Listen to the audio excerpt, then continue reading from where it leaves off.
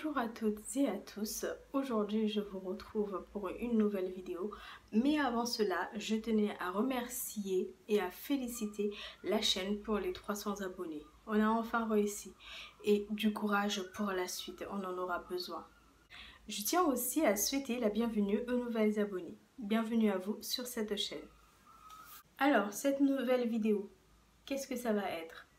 Vous rappelez-vous de la vidéo précédente sur le Ngwezi Hanadi où j'avais parlé de la base de la nourriture à Mayotte, la base des plats qui sont toujours au coco.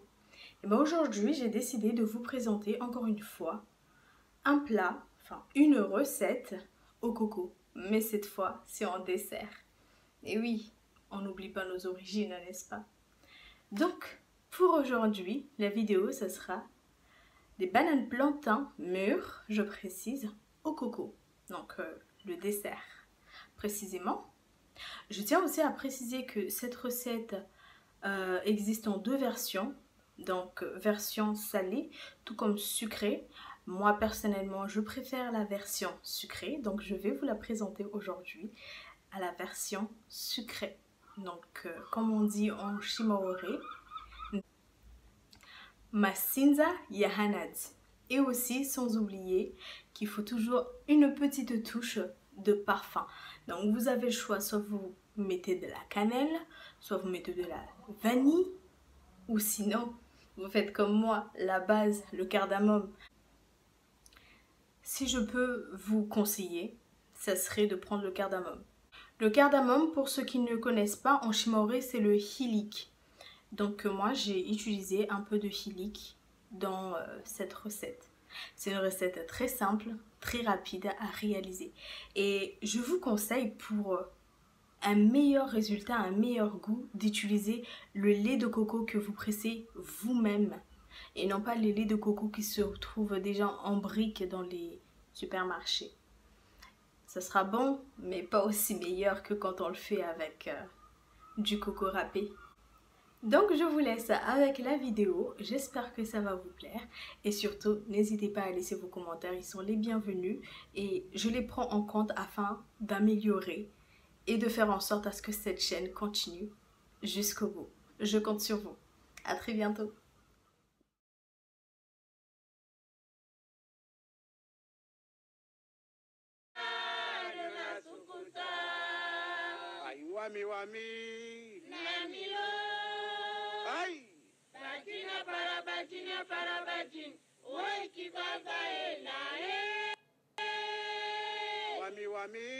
Pour cette recette, on aurait besoin en premier lieu l'ingrédient principal, donc les bananes plantains.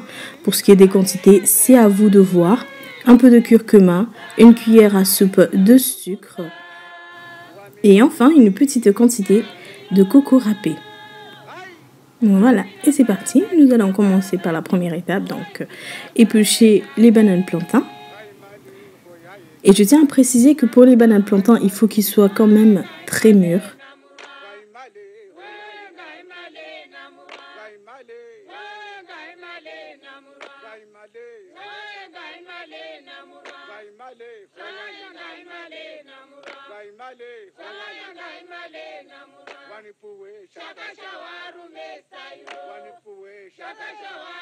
Une fois les bananes épluchées, nous allons les découper en petits morceaux, de préférence en rondelles, et sans les faire tout petits non plus.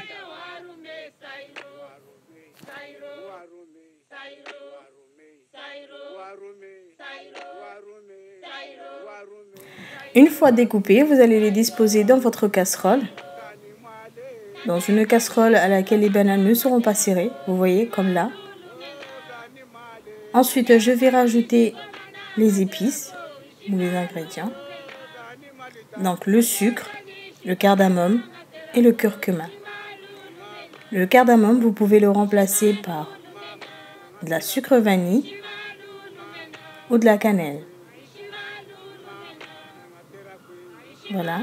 Pour le sucre, j'en ai mis vraiment le strict minimum parce que les bananes sont déjà sucrées. Ensuite, pour la fin, vous rajoutez un demi-verre d'eau. C'est pour la pré-cuisson. Donc là, les bananes sont presque cuites. Je vais rajouter le lait de coco. qui est si présent prêt.